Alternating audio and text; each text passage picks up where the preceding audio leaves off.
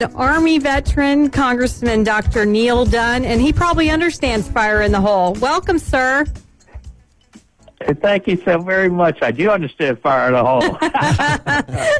I thought you would. Go Army. Well, it's just so excited to have you back on the show. You've become a regular. And I think one of the things I really wanted to talk to you about is your awesome letter to Mr. Elon Musk and Tesla. And trying to get him to bring his Tesla awesome vehicles over here. So I wanted you to talk about that. What inspired you to do that? That was awesome. So a couple of things. Obviously, he was being treated poorly by California. Yes, he was. But also, we have up in Jackson County a site that we've been preparing for years to put a car manufacturing plant in, and it really has all the infrastructure, and all the local colleges and universities are geared up to, churn out the workforce they need. This is a source of potentially 5,000 jobs in a major automobile manufacturing plant. We've been trying to lure a variety of companies there. And I'd love to have Tesla in state. I was actually going to go meet with Elon Musk this Wednesday, and now it looks like they're going to call us back to Washington instead, unfortunately. That was awful. So, well, you just reschedule.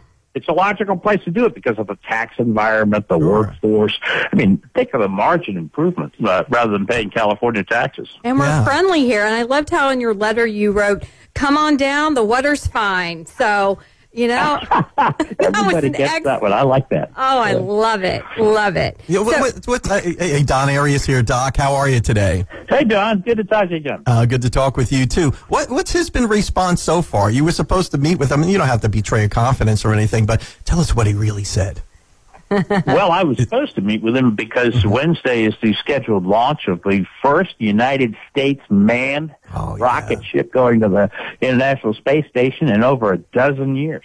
That's amazing. And so we were going down for the launch. Oh, great. And you're on one of the space committees. So, is this part of your job, right? To meet with Elon Musk and watch this launch? And go to space launches. That's awesome. So he seemed open to a move, or he's considering a move, or no, you just don't know yet. I wouldn't say that, honestly. There's a lot of inertia to moving a huge company like that. But he clearly is the kind of guy who will overcome inertia. I mean, he makes big decisions and he sticks behind his decisions. So he's a remarkable person in a lot of ways. Yeah, I'm a fan. So tell us about the HR 6800, that 1,800-page bill. I saw your video on Facebook talking about it. It looked like it was some sort of workout brick that you could lift. It was so big, the 1,800 pages. And that was printed, especially small font, and on both sides of the page. Which is not how we typically do our bills. Yeah, that bill had so little to do with the actual, fallout from the pandemic. It was mostly just a wish list, a long-term wish list for Speaker Pelosi, all the things she's been trying to do with unions and hours and unemployment, but extend the unemployment bonus, that $600 a week bonus that she got through July. She wanted to put another 6 months of that on. I mean, it was guarantee a recession, a deep recession as we are in, for another year. Dr. Dunn, and I voted against it. And we're glad you did. Do you think it was actually a serious proposal, or do you think it was just a political move so they can say, hey, Republicans don't care? This is a messaging bill. You're absolutely right. But it was somebody put a lot of work into it. 1,800 pages. I mean, that's for a messaging bill. That's a lot of work. Yeah. Well, and did Nancy Pelosi actually read it? That's my question. That's funny. And then I know you also talk about the HR 965 that authorizes people. Can you explain that bill? Less people to pass the bill. Explain that. That one's kind of confusing. But that's important. Well, I'm glad you asked me that, because that is the far more insidious, far more dangerous of the two bills was 965, and what it changes the rules of how we operate in the House of Representatives. And to do that, we do not need Senate approval or the President's approval. That's something that a mere majority of members of the House can do and did a week ago yesterday. So Pelosi staff pushed through a rule change that allows voting by proxy and actually quorum counts by proxy. So she can gather one person can take 10 proxy votes, so she only has to get 21 of her friends and her 10 votes into a room, and she can conduct all the business that happens in the House, subcommittees, committees, quorum calls, markups, passing bills through the House of Representatives, and she never has to leave her office. She can do it by herself with 21 of her lieutenants and never has to even call the Republicans. Yeah, Dr. Dunn, it says a lot about her, but I think it probably says even more to people who would delegate their congressional power to someone else like that. Right. I agree with you, Don, and I will tell you that the Republican conference has all agreed that we will not vote remotely. We will not vote by proxy. Right. We will go to Washington and vote. I mean, does someone have to do their thinking? That's why I'm going to miss the space launch on Wednesday. You know. Well, there'll be another one. And you can see it on TV. Another one. So, yeah. I have to say, every Sunday I have a lot of pleasure when my email box gets the Dunn Dispatch, and you're always it says all the things that you've been doing in all of these counties. And I have to say, it's been really sweet how you've been highlighting people graduating in 2020 during these COVID times.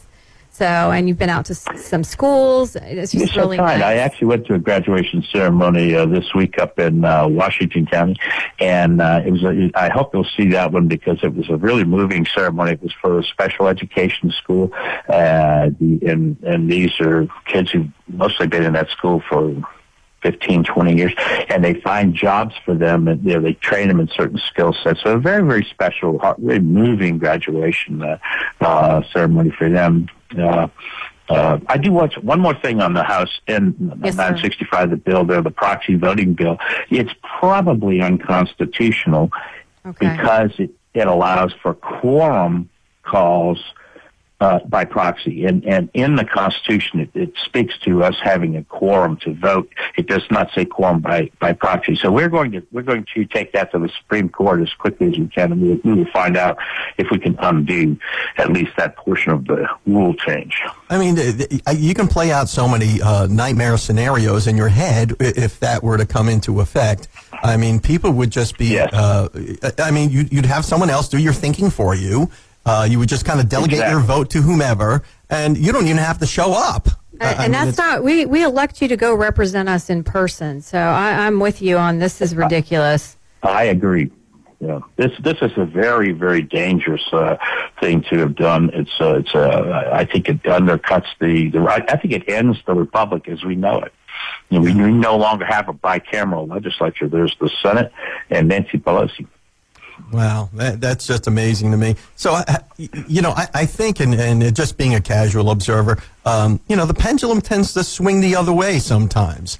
And I don't think I'm ever really surprised. Let's hope it's November. Yeah, let's hope so. Please. But I'm never really surprised at the naked power grabs, and this thing is just off the charts crazy from where I sit. Nobody's ever seen. We have not seen.